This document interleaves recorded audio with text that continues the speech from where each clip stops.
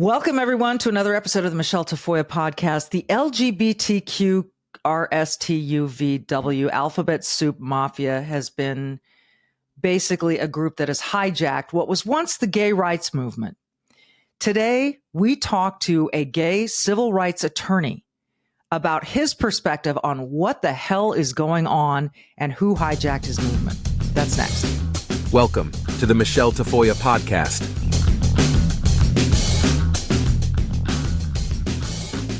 Let me read you this quote by a gentleman named Jeff Cleghorn. I have in recent years become alarmed at the targeting and recruiting of children by the LGBTQ plus non-binary queer transgender phenomena that inhabits what was formerly known as the gay rights movement. Included in the Q plus part of the LGBTQ plus identity is pedophilia, which activists are seeking to rebrand as, quote, minor attracted persons, or MAPS.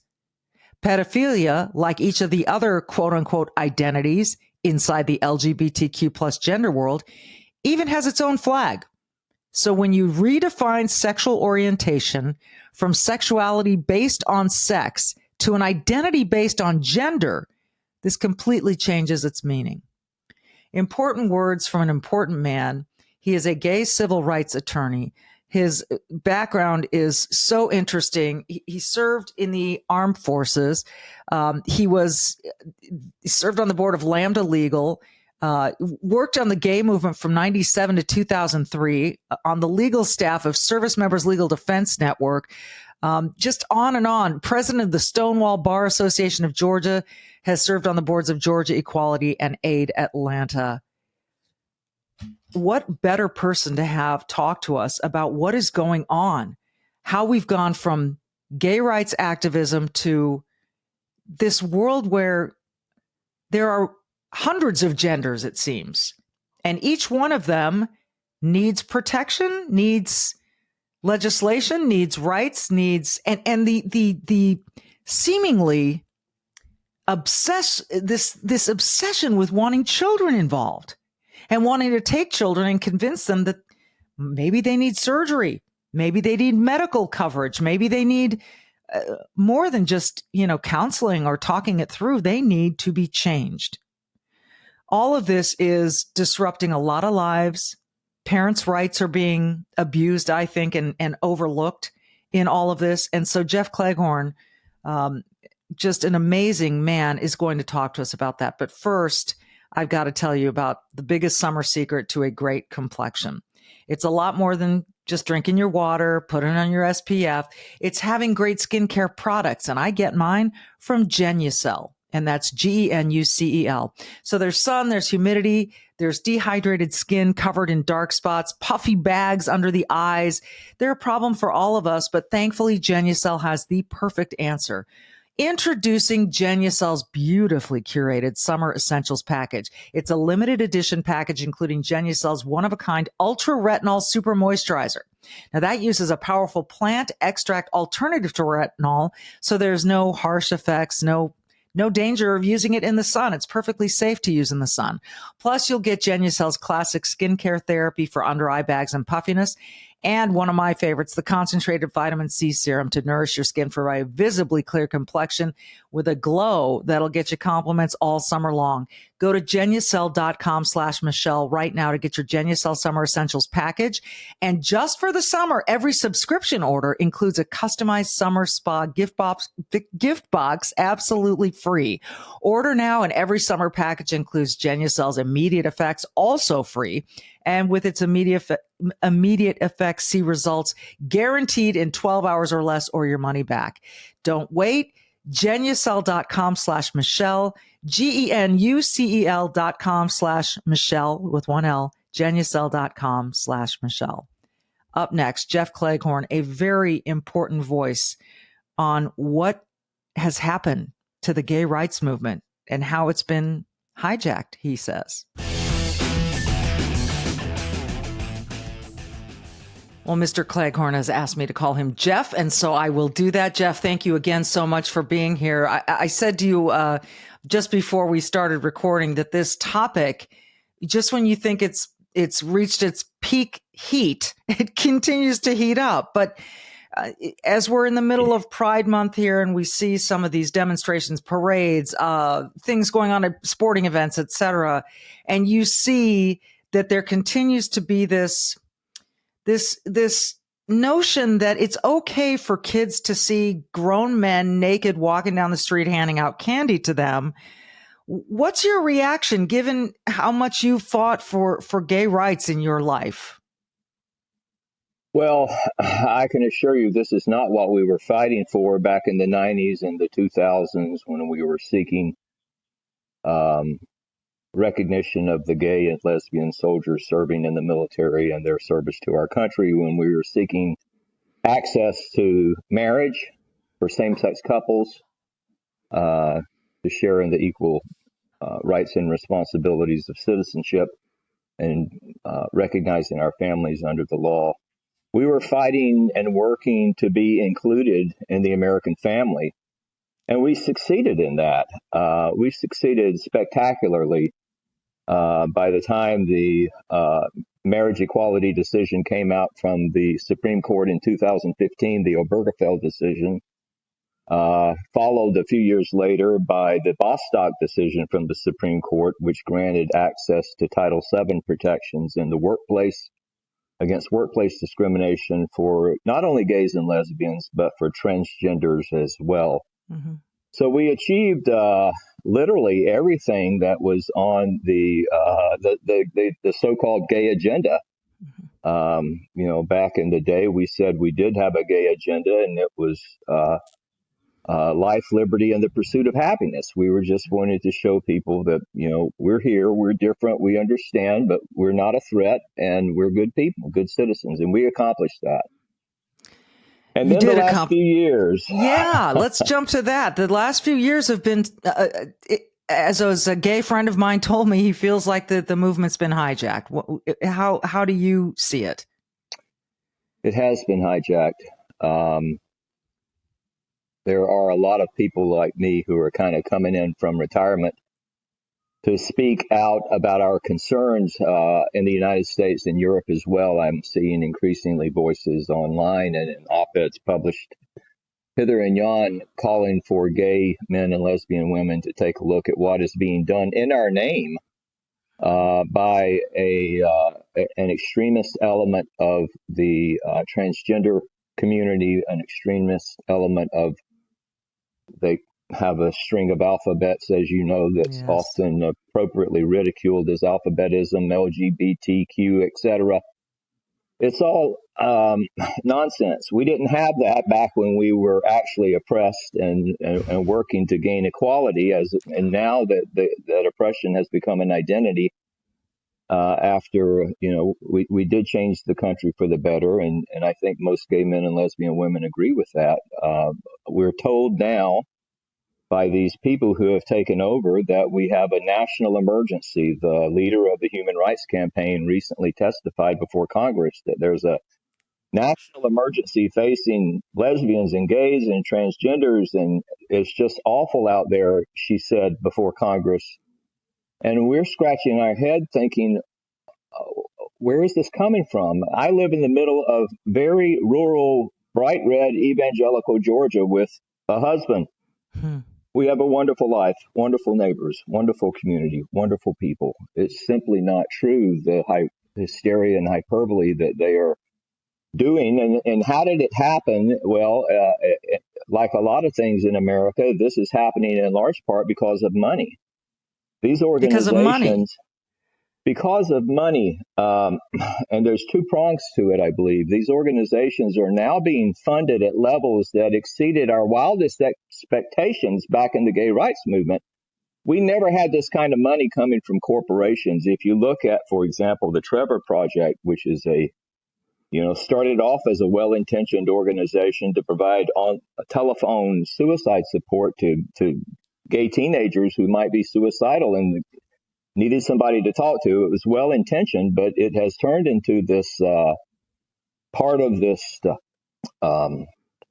targeting and recruiting of children that they are doing so intensely in elementary schools and kindergartens. And this organization has gone from barely $5 million just a few years ago as annual revenues to today in the many tens of millions. I mean, this money is being fire hosed, and they're all getting this funding from these corporations for programmatic work that's non-existent. What they're trying to do is not get marriage rights or get military rights or to get rid of sodomy laws. What they're trying to do is change culturally and legally the definition of sex, the definition of sexuality, and the definition of gender. And they are trying to impose these changes without the consent of the American people, without the consent of women, without the consent of parents, without the consent of gays and lesbians. They're trying to impose these changes top down and push them on us without public discussion, without any kind of public consensus or agreement. And you're seeing problems result from this, as you mentioned earlier, practically every time you turn on your television or computer. All of this pronoun silliness, for example. So I'm hearing two things from you. Number one, this agenda is being pushed and it's being funded. And number two, follow the money. So what is it in these corporations? What is their desire to do? Like, what is the end game here? What are they looking to do? What we see on the surface is, boy, they're sure trying to get to kids younger and younger these days.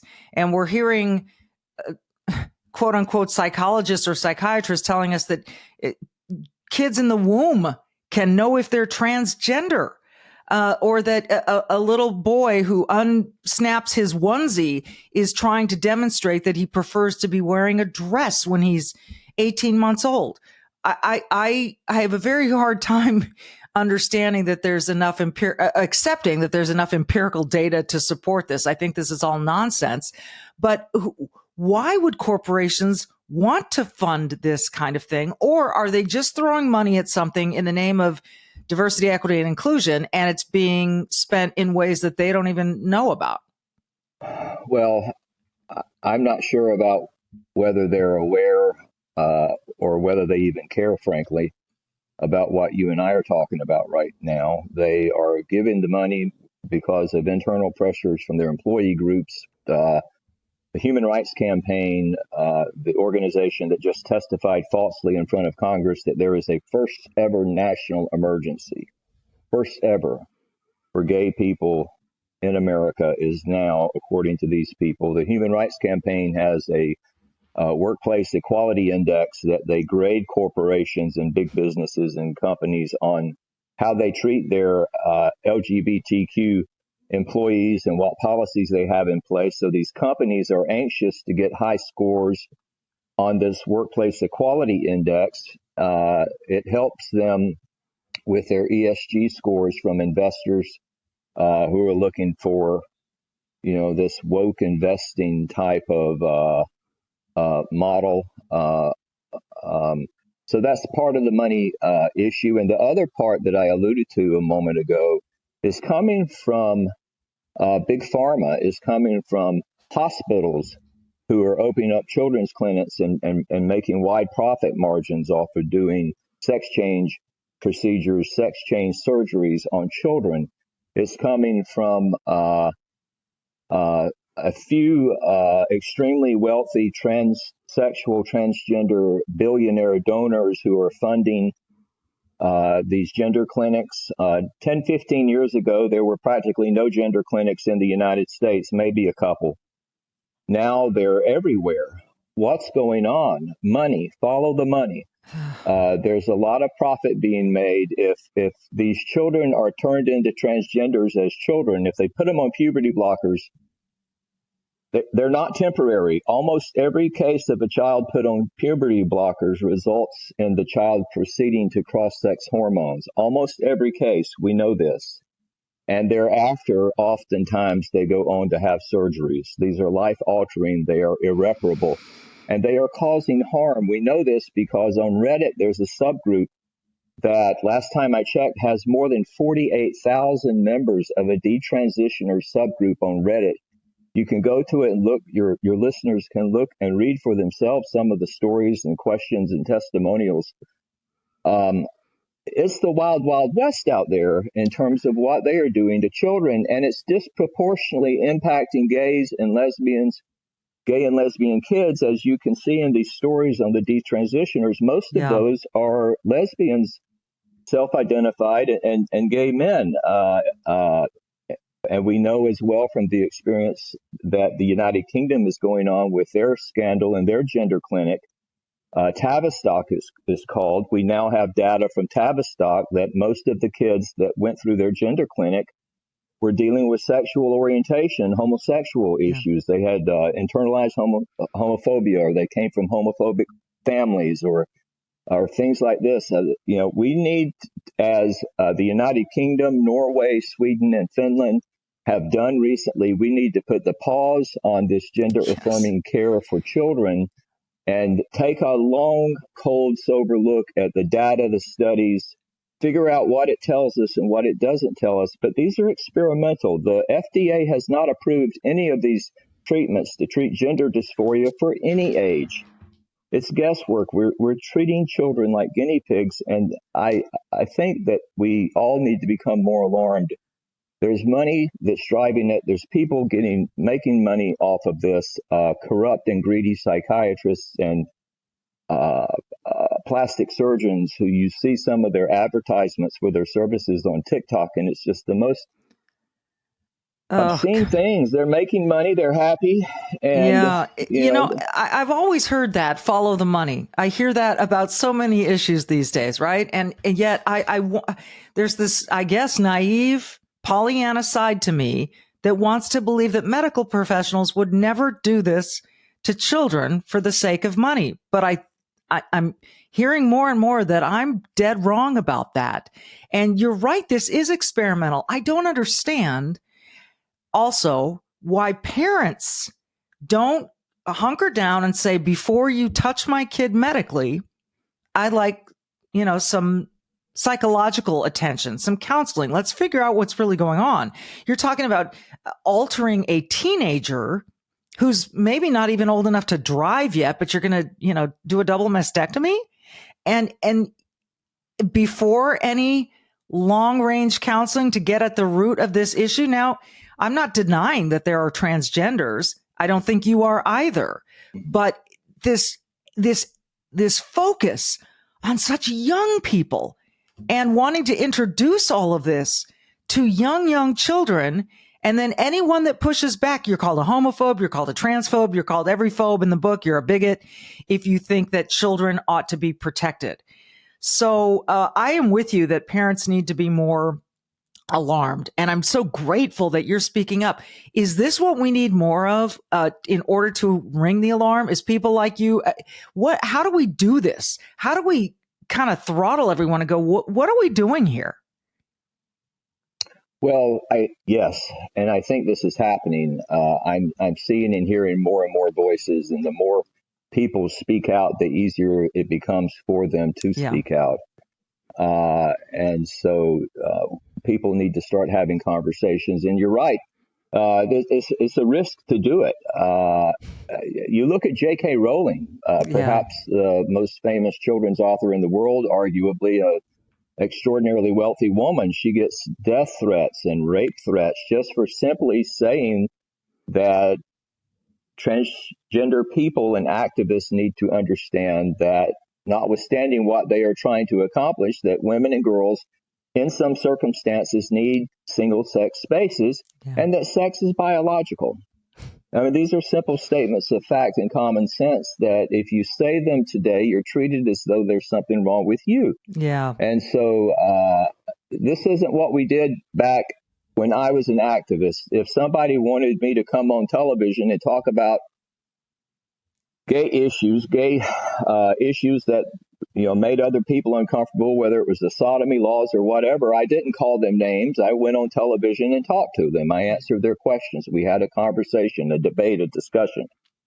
They don't want to do that now. Why not? What are they trying to hide? What is it that they don't want us to know?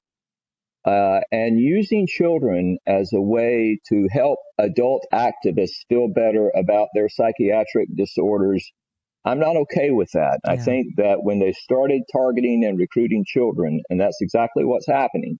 You look at what's happening at Pride Parades, you look at what's happening through Disney programming, Nickelodeon programming, children's books.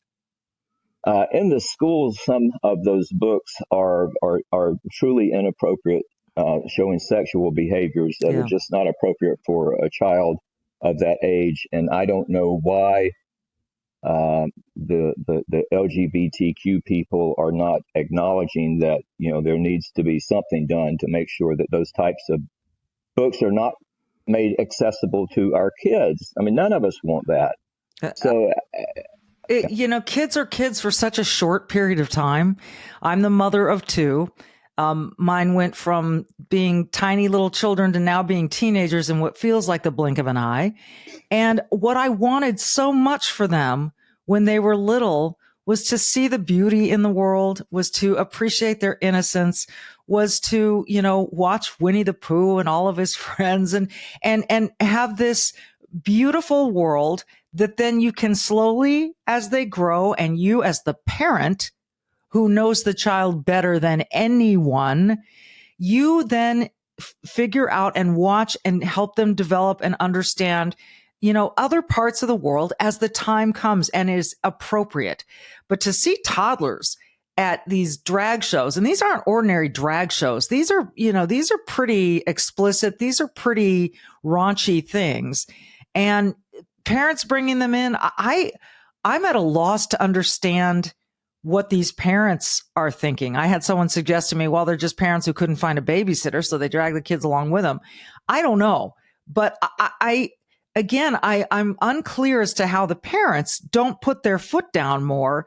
And as you've mentioned, the medical community, you hear that phrase all the time. Well, would you rather have a dead son or a living daughter? That like it's that simple. Like it's either one or the other, that there's no other way to make your child happy or healthy than to just transition them, which I think is crazy. But apparently that argument has scared enough parents to believe that that's the road they have to take. What do you think parents are missing here? Well, they're trying to do what's best for their children, I'm sure, in most cases. But what they have to understand is that transgender is not one thing. It's several different things. We see there are some children who are gender nonconforming to really extremes that have distress over their gender. These are what they call transgender kids. I reject that term. I don't believe there's a such thing as a transgender kid. We never had any transgender kids when I was growing up. And so I don't understand why only within the last few years, all of a sudden we started talking about transgender kids. But in any case, these are gender nonconforming kids that the data that is available shows if you leave them alone, puberty will resolve their gender dysphoria and they will come on to be gay men and lesbian women overwhelmingly. That's what the available data shows. Like everything in transgenderism, we need better data. We need better research. But in the meantime, if you look honestly at what we've got, if you leave these kids alone, high chance they're going to turn out to be gay or lesbian. And some of them will be transsexual later on. Fine. God bless them. There are people with gender dysphoria. It's a legitimate psychiatric distress. And I know plenty of transsexual people who are living lives of dignity and many transsexual people reject this gender ideology as well. They are offended at what is being said in their name as well. They recognize they have not changed their biological sex. No one can do that, of course, but they are living as the opposite sex socially, and they've changed some things legally to help them deal with their psychiatric condition. It's a reasonable, rational thing to do, and lots of wonderful transsexual people do it. And they're protected under the law. They already have every legal right in the United States as the rest of us. There's nothing more they need from the government except to be left alone. Right. You mentioned that we've seen this explosion here in the last few years, and we can kind of look at the parallels in history. So if this is the last few years, we saw the COVID lockdowns. We know that TikTok and other social media platforms have grown exponentially over the last decade. What do you think is responsible primarily for this explosion? I will say it also coincides with just a lot of identity politics being played at every level. And the more you can victimize people by slicing and dicing little groups, we went from Black Lives Matter to Black Queer Lives Matter to Asian Trans Lives Matter to all of this, what they, I guess, call intersectionality. The academics call it that, as do some other people. But I'm just wondering what changed? What happened? Well, once the gay rights movement was over and we successfully accomplished our bucket list, if you will, the groups that gay men and lesbian women had created, had built, had funded, had formed and ran for decades, those groups went looking for a new mission, and they landed on gender, they landed on transgenderism, they landed on embracing as well the broader spectrum of the woke agenda, from climate issues to immigration issues to racial issues, none of which were thought to have anything to do with gay rights back during the gay rights movement. Those were understood and recognized as separate, different issues, whatever one might think about them. But because they're looking to keep the doors open, the nonprofit industrial complex, and I'm a former staffer of a national gay rights nonprofit in Washington, D.C. God bless them.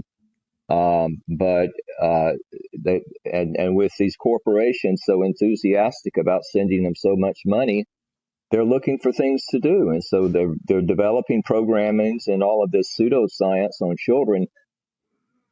This is not FDA approved. There are no peer-reviewed studies using the scientific method showing that anyone has ever changed their sex, or that anyone has ever been born in the wrong body, or that anyone has a innate gender identity, as some of the activists now say.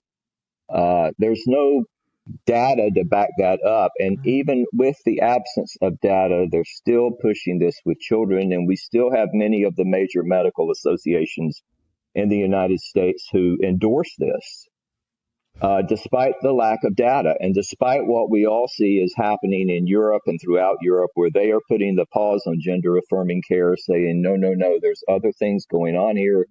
We need better research. We need to be more thoughtful before we start giving children chemical castration drugs to treat a mental health problem. We need better data because we're not convinced this is helping. And we're seeing, as the books are being written about what has happened over in Tavistock in the UK, their gender clinic has been closed down because it was proving harmful to children. And we're seeing now the reality that ideology must not masquerade as medicine. Yeah. Yes. Very well said. Before I let you go, you've been a gay civil rights attorney. You've got this legal background, more than a background. Do you see in the future some lawsuits against these medical clinics that have performed these non-FDA approved experimental surgeries and drugs on kids? Is there going to be a backlash in the world of medicine for this? I think we're seeing it form now. There are lawsuits that have already been filed in the United States, a few of them. I'm imagining and hopeful that that's just the tip of what will soon be an iceberg and a tsunami of lawsuits against the surgeons and the gender clinics and the hospitals that have promoted this as a panacea for children who are not capable of consenting to tattoos or a bedtime, but we can let them consent to change their sex. I mean, what madness is this? We need to all put the pause and have a national conversation. This time of no debate is over. It's going to be debated whether the transgender activist community participates or not. I hope they do participate. But we're going to protect the children, and that's the message they need to understand. I so appreciate your voice in this and your willingness to stand up for kids. My heart breaks for what these children are going through, whether it be emotionally, psychologically, mentally. It's all very, very difficult to watch and to learn about. But I am always grateful to people like you who are willing to say enough. And, we've got to protect these kids. Jeff Cleghorn, it's just been a pleasure to have you on. And I hope we'll have you back to talk about additional issues in this umbrella of talking points that we're hearing every single day. But it was an honor to have you, and I appreciate you. Thank you. Thank you, Michelle. This has been the Michele Tafoya podcast. He is Jeff Cleghorn. Check him out. He's clearly a man of great wisdom. And as always, as I end every podcast, be brave and do good. Thanks for listening.